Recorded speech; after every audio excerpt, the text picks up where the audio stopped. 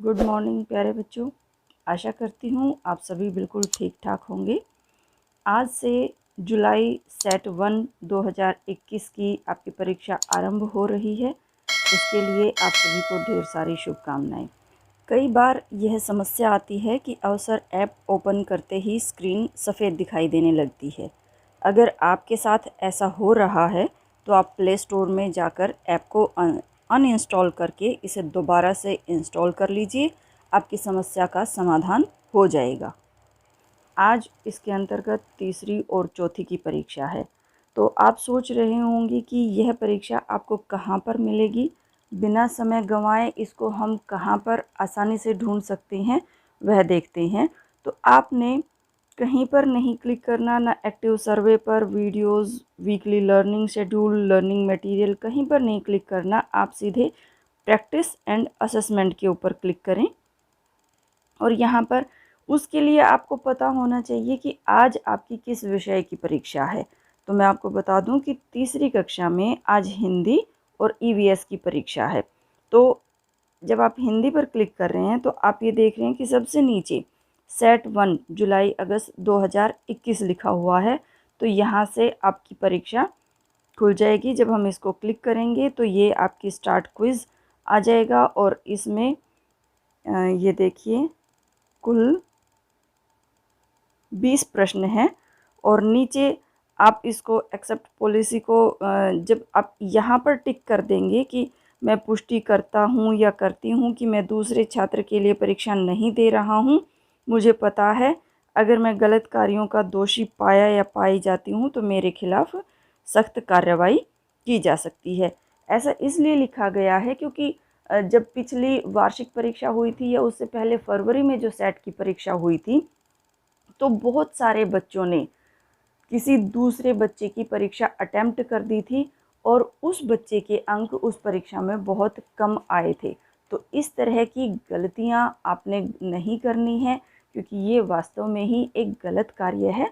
आप केवल अपनी परीक्षा अटेम्प्ट करें, दूसरे बच्चे की परीक्षा आप बिल्कुल भी अटेम्प्ट ना करें।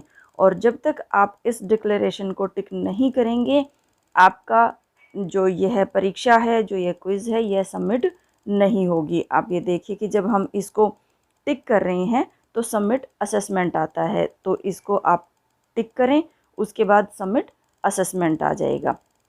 तो बहुत ही आसान सी प्रक्रिया है टेस्ट को करने की।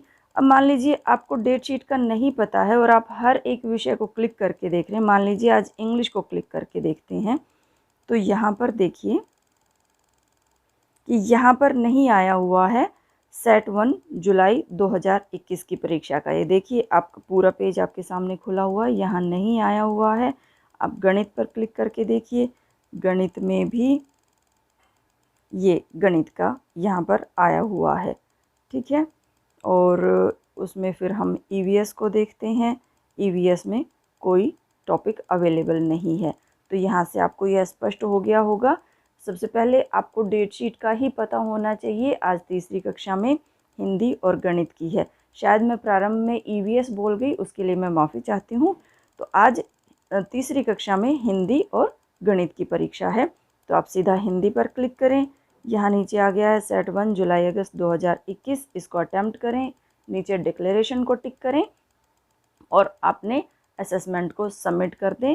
ध्यानपूर्वक सभी प्रश्नों को पढ़ें और अच्छे से अपने इस असेसमेंट को आप करें। आइए चौथी में भी देख लेते हैं। प्रैक्टिस एंड असेसमेंट पर क्लिक किया तो चौथी में आज है परीक्षा इंग्लिश की। देखिए ये लिखा गया है सेट 1 जुलाई अगस्त 2021 और दूसरी परीक्षा है ईवीएस की सेट 1 जुलाई 2021। आप यहाँ से यह भी चेक करके देख सकते हैं कि गणित में क्या ऐसा है, नहीं है, हिंदी में क्या ऐसा है, नहीं है।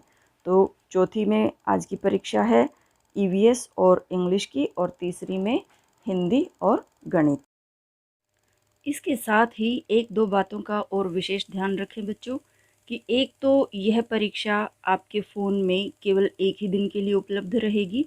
जैसे आज तीसरी और चौथी की परीक्षा है तो यह प्रातः 5 बजे से लेकर रात्रि 12 बजे तक ही उपलब्ध रहेगी।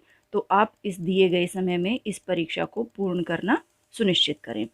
दूसरा, आज क्योंकि केवल तीसरी और चौथी की परीक्षा है, तो यदि किसी अन्य कक्षा के बच्चे इसमें अपने अवसर ऐप में इस परीक्षा को देखना चाहेंगे कि हमारे फ़ोन में भी यह परीक्षा आ गई है या नहीं, तो वह नहीं आई मिलेगी।